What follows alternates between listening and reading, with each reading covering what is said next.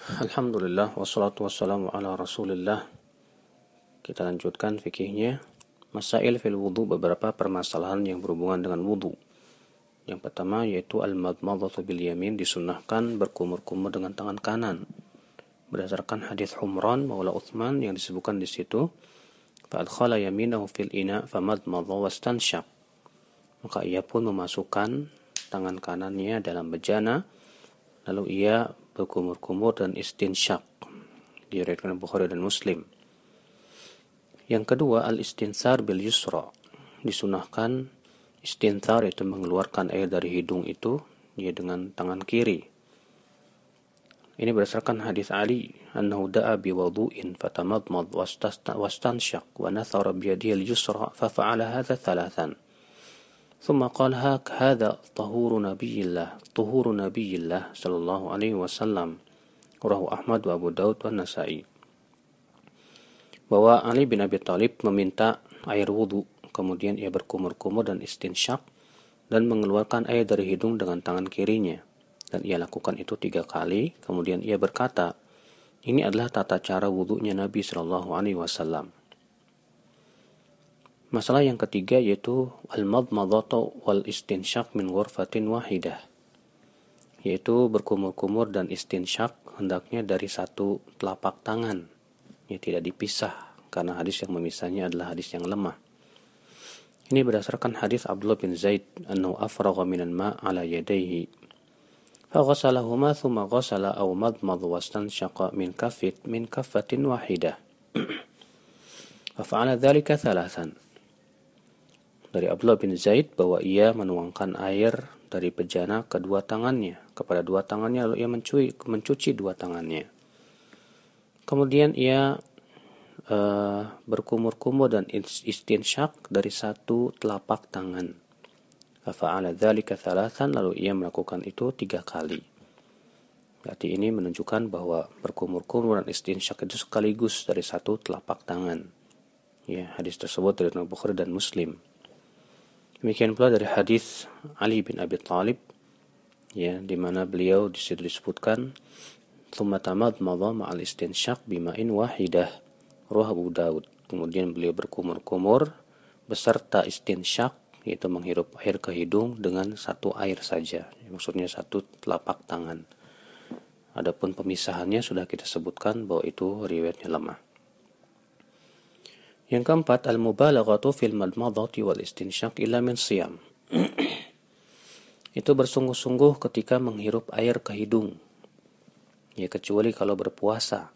Ini berdasarkan hadis Laqit bin Saburah bahwa Nabi SAW bersabda, wa baligh fil istinsyaq illa an takuna sha'iman, dan bersungguh-sungguhlah di dalam beristinsyak kecuali kalau kamu sedang berpuasa.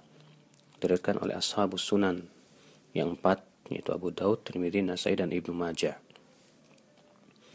Masalah yang kelima yaitu takhlilul lihyah, itu menyela-nyelai janggut. Bagi mereka yang janggutnya tebal, maka itu diperintahkan dan wajib hukumnya, karena wajib air itu sampai ke kulit. Berdasarkan hadis Anas bin Malik bahwa Rasulullah SAW kana idza tawadda, apabila berwudu, akhadha kaffan min ma, mengambil air dengan 1 telapak tangan, fa adkhalahu tahta hanakihi, maka beliau memasukkan ke bawah yaitu dagunya, fa khallala bihi lihyatahu, dan beliau menyela-nyelai janggutnya. Wa qala, dan beliau bersabda, hakadha amarani rabbi azza wa jal, demikianlah yang diperintahkan oleh Rabbku azza wa jal. Diriwayatkan Abu Daud. Ini menunjukkan bahwa itu perintah. Bagi mereka yang janggutnya tebal, maka itu hukumnya wajib.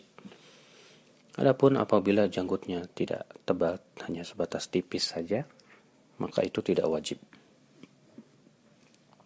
Permasalahan yang keenam adalah wajibnya mengusap kepala seluruhnya. Karena Allah berfirman, wamsahu biru'usikum, dan usaplah kepala kalian. Ayat ini memerintahkan untuk mengusap kepala. Dan Nabi SAW mempraktekkan ayat ini dengan cara beliau memulai dari depan kepala, kemudian diusap sampai ke tengkuk, kemudian dikembalikan ke depan kembali. Berdasarkan hadis Abdullah bin Zaid ya bahwa Abdullah bin Zaid ketika mempraktekkan wudunya Nabi SAW, ya di mana ia berkata, di situ disebutkan, "Tsumma masaha ra'sahu biyadihi fa aqbala bihima wa adbar. Bada'a bi muqaddami ra'si hatta dhahaba bihima ila qafah, thumma raddahuma ila al-makan alladhi bada'a minhu, thumma ghasala rijlaihi." Rahul Bukhari wa Muslim. Bahwa beliau mengusap kepalanya dengan dua tangannya, dimulai dari depan kepala sampai kemudian ke tengkuknya, kemudian dikembalikan lagi ke tempat yang ia memulai padanya, kemudian ia mencuci kakinya. Imam Malik rahimahullah, ia pernah ditanya apakah cukup mengusap sebagian kepala, maka beliau berhujah dengan hadis Abdullah bin Zaid tadi.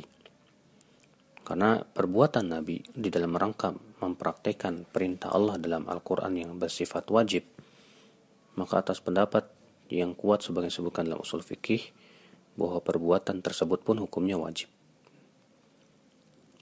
Dimana di sini Nabi SAW mengusap kepalanya dimulai dari depan sampai kemudian ke belakang, menyeluruh semuanya. Wallahu a'lam.